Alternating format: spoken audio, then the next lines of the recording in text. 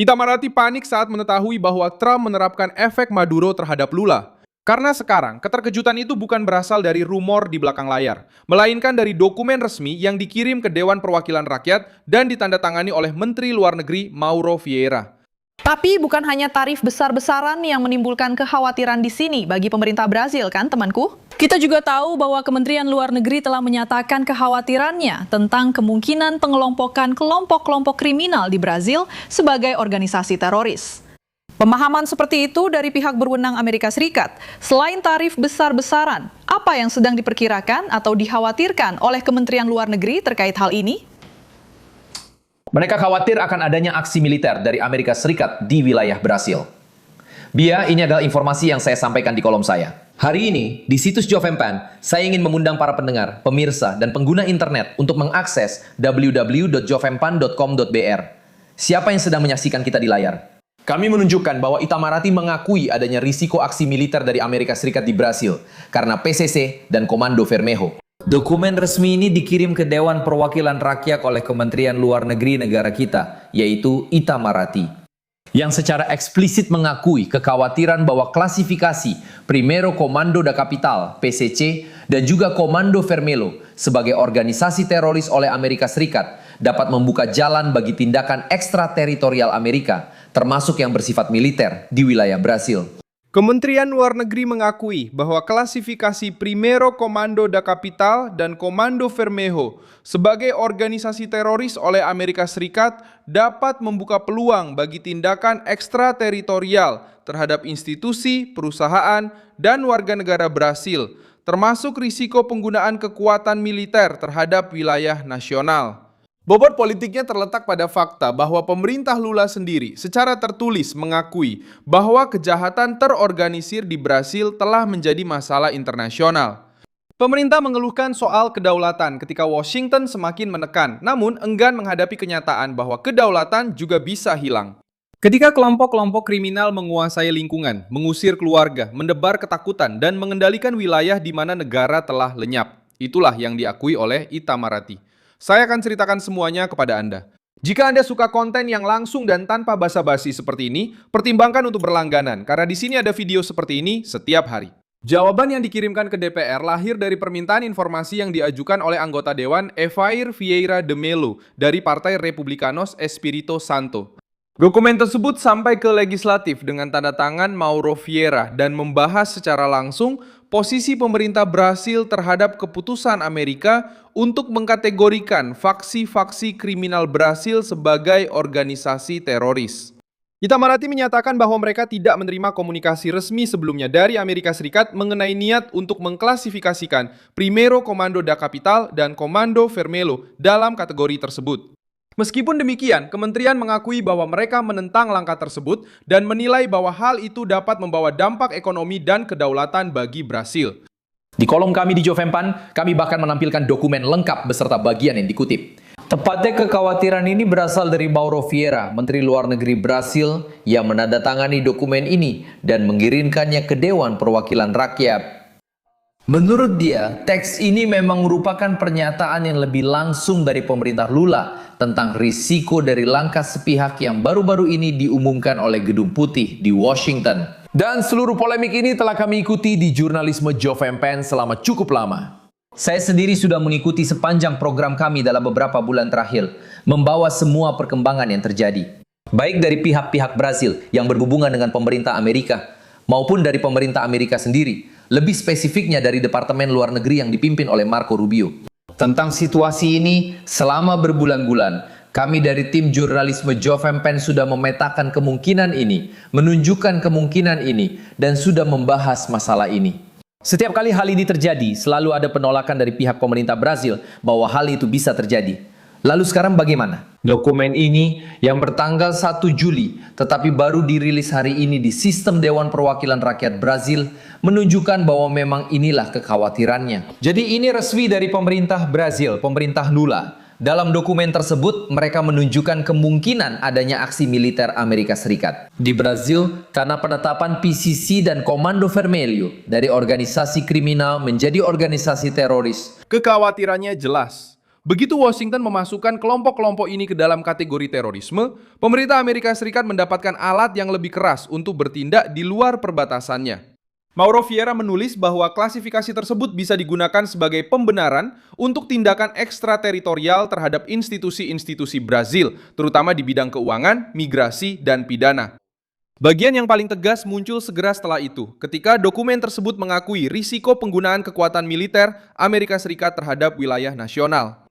Poin ini membuat Brasilia waspada karena klasifikasi tersebut tidak bergantung pada izin dari Brazil. Bagi pemerintah Amerika, keputusan itu bersifat sepihak.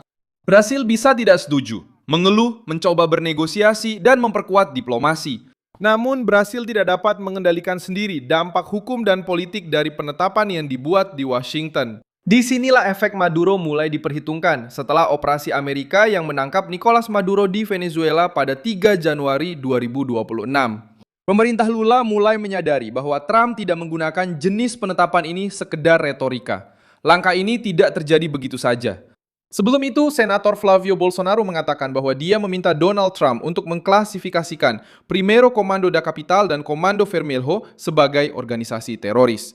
Lula di sisi lain menyampaikan kepada Amerika Serikat argumen yang menentang langkah tersebut. Perbedaan antara kedua kubu menjadi terlihat jelas.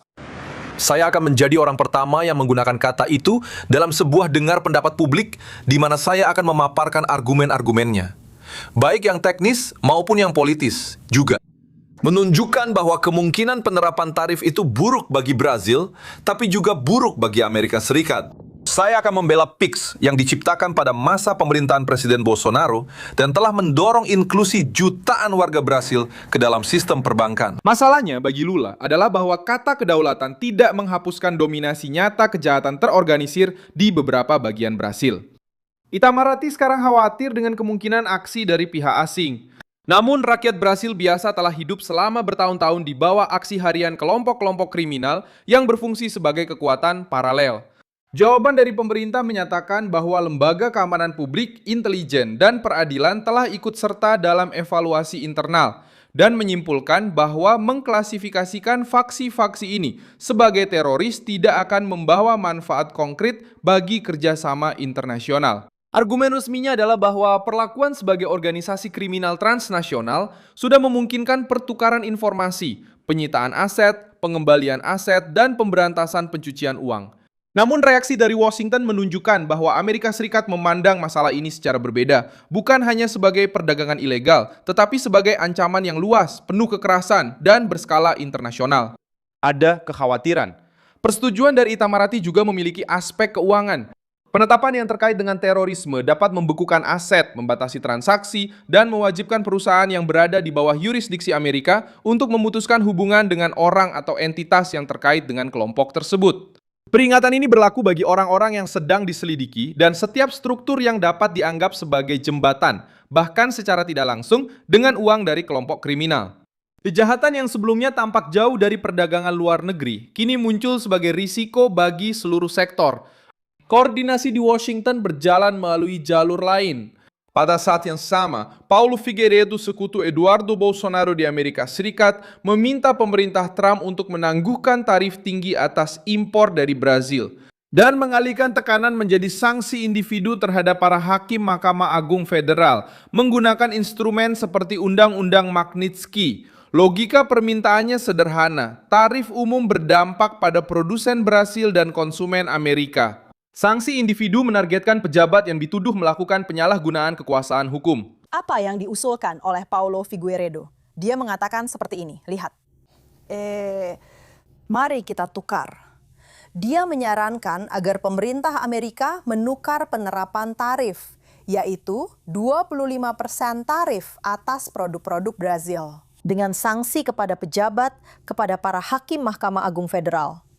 Lalu, kenapa dia mengatakan itu? Jadi, mari kita tukar tarif. 25% yang akan merugikan orang-orang tak bersalah. Dan kita terapkan Magnitsky, serta pembatalan visa. Pembatalan visa keluarga para hakim Mahkamah Agung Federal. Dan siapa saja menterinya? Kali ini, dia melangkah sedikit lebih jauh dari yang sudah pernah terjadi. Dia menyarankan penerapan Magnitsky kepada Hakim Alexandre de Moraes, istrinya Viviane Barsi, seorang pengacara, dan juga kepada para hakim di Majelis Pertama Mahkamah Agung Federal. Kita sedang membicarakan Hakim Carmen Lucia, Cristiano Zanin, Alexandre de Moraes, dan Flavio Dino. Dan dia juga menambahkan Hakim Gilmar Mendes. Ini adalah instrumen yang sangat keras karena mengubah hukuman politik menjadi isolasi finansial. Diplomasi Brazil memahami bahwa di bawah Trump beberapa klasifikasi bisa menjadi kenyataan dan menghasilkan konsekuensi nyata. Diam selektif dari pemerintahan Lula meningkatkan ketegangan politik. Ketika tekanan datang dari luar, Istana Planalto berbicara tentang kedaulatan, ketika kendali justru berada di tangan kelompok-kelompok kriminal. Di permukiman-permukiman itu, responsnya biasanya lambat, birokratis, dan tidak memadai. Hakim Gilmar Mendes, karena alasan lain, karena masalah Lava Jato, karena membela dan ikut serta dalam pembatalan kasus Lava Jato. Mereka menjelaskan hal ini dalam dokumen karena Gilmar Mendes adalah hakim yang memberikan dukungan politik kepada Alexandre de Moraes.